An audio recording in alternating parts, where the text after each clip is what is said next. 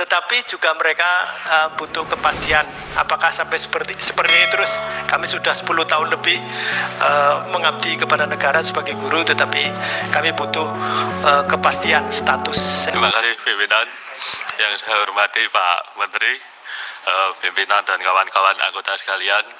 Izinkan saya menyampaikan pendapat dari Partai Demokrat. Yang pertama adalah apresiasi dan terima kasih atas kerjasamanya selama ini Pak Menteri beserta dengan jajaran, dan juga kerja keras kemarin dalam konsinyering selama 1 minggu, juga kepada seluruh eselon 1 yang semuanya bekerja keras demi kemajuan pendidikan nasional. Beberapa hal yang menjadi catatan perhatian kami Partai Demokrat diantaranya adalah yang pertama, kami Partai Demokrat mengharapkan permasalahan rekrutmen guru P3K kemarin yang masih muncul pada tahapan-tahapan tertentu tidak terjadi lagi di kemudian hari. Yang kedua, optimalisasi untuk bantuan pendidikan yang bersentuhan langsung dengan masyarakat seperti BIP, KIP kuliah, KIP, serta program pada jenjang S2, S3 yaitu beasiswa unggulan bisa tetap diadakan, bahkan ditingkatkan pada tahun 2023, karena hal tersebut masih sangat dibutuhkan oleh masyarakat. Yang ketiga, perhatian kami juga menyoroti terkait anggaran guru penggerak sebesar 900 miliar yang rencana dianggarkan untuk 48.000 guru. Dengan anggaran ini, lalu bagaimana nasib 2 juta guru honorer maupun guru biasa lainnya? Apakah ekivalen nilainya dengan nilai guru penggerak tersebut?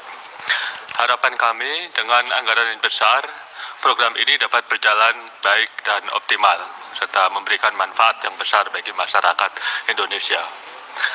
Secara umum, kami Partai Demokrat menyetujui usulan anggaran dan tambahan anggaran yang diajukan, dan mendorong agar teman-teman di Banggar yang ada di Banggar, seluruh fraksi bisa ikut meyakinkan pemerintah mengenai pentingnya penambahan anggaran di Kementerian Pendidikan. Terima kasih. Wassalamualaikum warahmatullahi wabarakatuh. Waalaikumsalam warahmatullahi wabarakatuh. Terima kasih Mas Yoyo atas nama fraksi Partai Demokrat, dan ada satu fraksi lagi, hanya tadi sudah pamitan juga kepada Mas Menteri, kemudian sudah menyampaikan juga persetujuan dan dukungannya. Hanya mungkin catatan-catatan lebih detail saya kira bisa dibuka ketika beliau menyampaikan di RDP, saya kira begitu, karena sangat banyak dan mudah-mudahan semuanya dicatat. Hanya ini karena Pak Mustafa Kamal mau menyampaikan aspirasi katanya. Ya, silakan, tapi saya silakan maju Pak. Saya perpanjang dulu sampai jam 15 menit, sampai jam 15.15.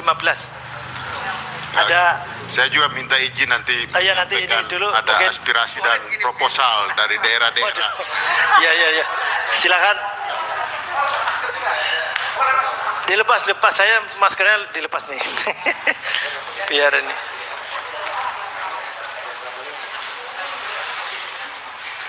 Dari mana tadi? Kami kasih.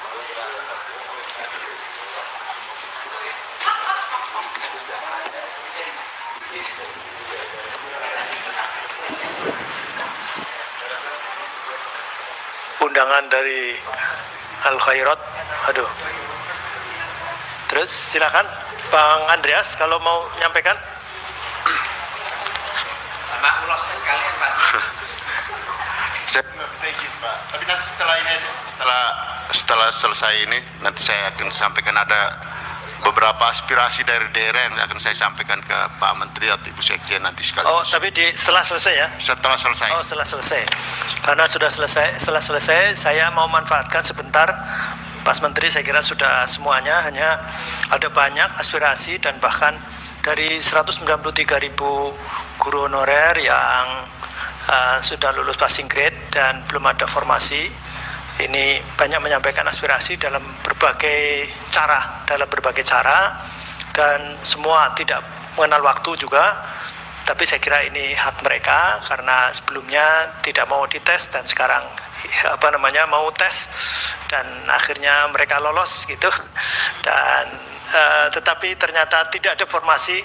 Sebetulnya yang ada formasi kemudian belum dapat SK juga sudah menyampaikan, misalnya mereka sudah tidak mengajar, kemudian dari bulan ke bulan ini sudah lebih dari 7 bulan, berarti memperpanjang hidupnya dengan cara meminjam-minjam tetangga kiri kanan dan seterusnya. Nah ini ada yang mungkin saya baca sedikit supaya saya kira ini tadi sudah menyampaikan juga Mas Menteri dalam dokumen paparannya itu, terutama yang sudah lolos passing grade.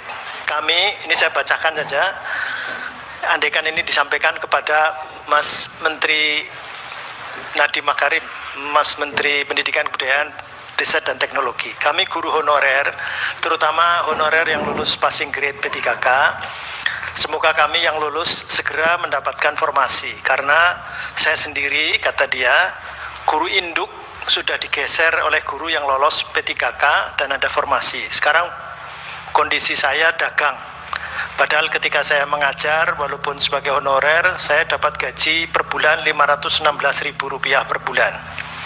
Betul-betul sangat berarti bagi saya. Dengan anak 2, saya pun bekerja sebagai penjual mainan anak-anak, kemudian mainan anak-anak keliling.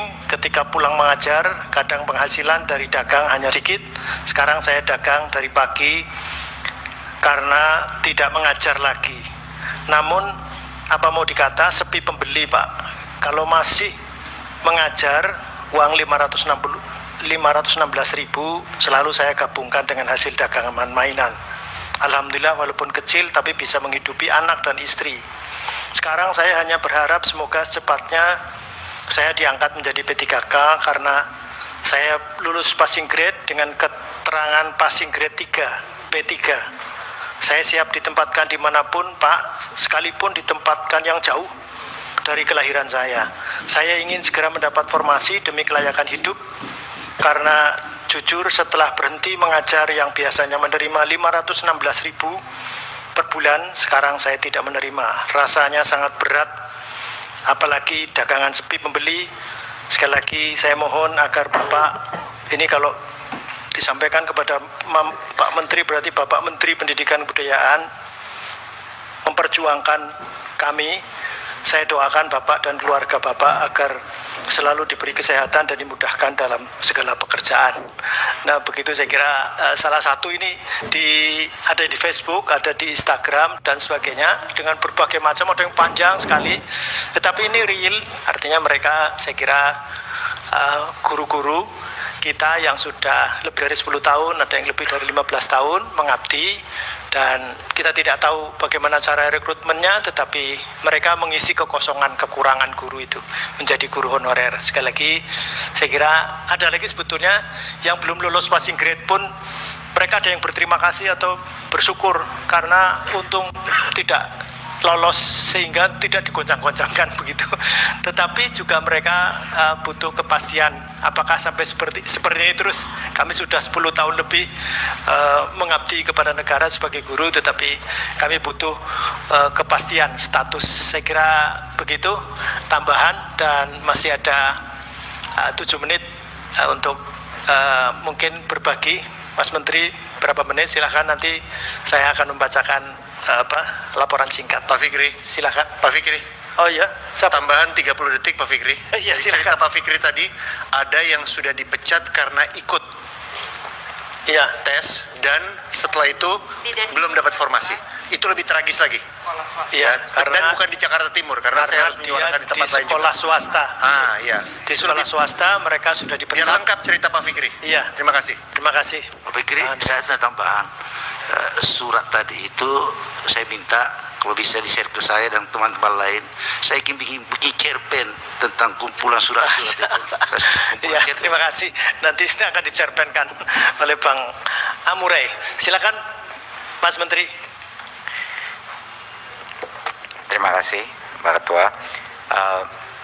Pertama, saya ingin ucapkan terima kasih untuk semua masukannya dan juga untuk seluruh dukungannya terhadap proses penganggaran tahun 2023 ini. Saya sangat merasa dan sudah dapat masukan dari eselon 1 saya betapa semangatnya pada saat RDP dalam benar-benar memajukan program. Karena itu saya salut sama anggota Komisi 10 udah menjadi mitra sejati kami di Kemendikbudristek. Itulah alasannya kami bisa mengeluarkan begitu banyak program, ya karena dukungan Komisi 10. Mungkin sedikit saja, 1-2 komen, kebanyakan tadi masukannya kami tampung dan sudah dibahas di RDP.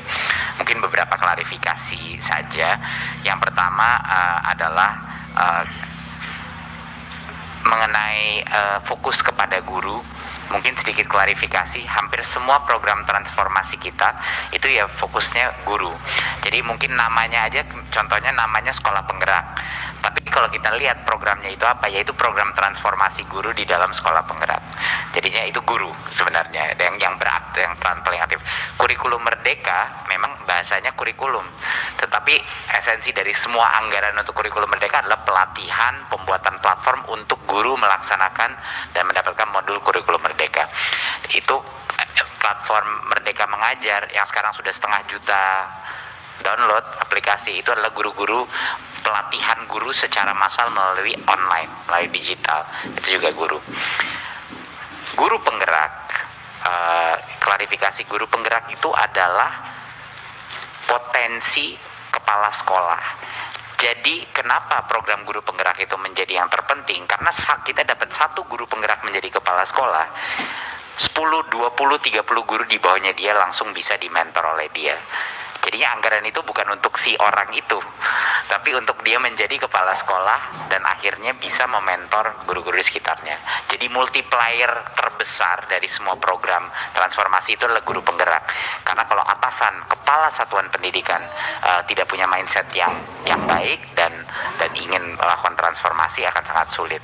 Jadi sedikit klarifikasi aja, kenapa fokus kita kepada guru penggerak, bukan guru. Itu adalah pelatihan kepala sekolah. Jadi lebih mudah kalau kita pikirkan guru penggerak adalah pelatihan kepala sekolah, karena itu objektifnya ke guru. Dan juga pengawas ya, mereka juga bisa nanti ya menjadi pengawas, bukan hanya kepala sekolah. Jadi pemimpin pendidikan, yaitu orang yang terpenting di lapangan. Saya juga mendengar banyak sekali mengenai 2 inisiatif terbesar kita, Revolusi Diknas. 2 adalah mengenai, tadi saya dengar banyak sekali mengenai isu anggaran, yang tentunya kami akan terus benahi dan memastikan bahwa anggaran 20% itu benar-benar digunakan untuk pendidikan dan untuk program prioritas kita. Dan tentunya semua isu-isu di P3K yang memang banyak sekali isu di lapangan yang harus terus kita dorong. Ini jelas akan selalu menjadi prioritas kita di tahun 2023. Saya juga mendengar banyak mengenai transisi dari BAN PT ke LAM. Ini akan saya kaji lagi dan akan saya cermati. Dan juga patut diketahui bahwa dalam bencana atau situasi bencana, semua itu kami ada berbagai macam mekanisme anggaran yang bisa dilakukan untuk senario bencana.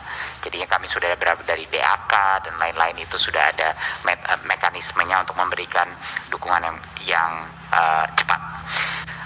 Terakhir, sebagai penutup, ada kabar sedikit gembira ini. Kita World Class University ranking universitas kita lumayan luar biasa ini.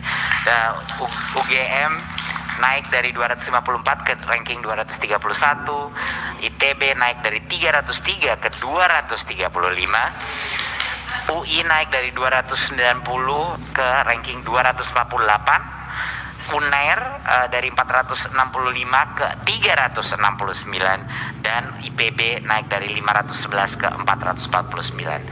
Jadi luar biasa. Dan ada sekitar, ya, mohon tepuk tangan untuk perguruan tinggi kita yang luar biasa. Dosen-dosen dan rektor-rektor yang kerja keras mereka akhirnya menghasilkan rekognisi. Dan ada 11 perguruan tinggi lainnya yang masuk 1000 besar, juga ITS salah satunya, Unpad dan UB juga masuk. Jadi saya sedikit ingin menutup sesi hari ini dengan sedikit kabar gembira bahwa pelan-pelan tapi kita menuju World Class University. Saya rasa demikian. Terima kasih. Wassalamualaikum warahmatullahi wabarakatuh.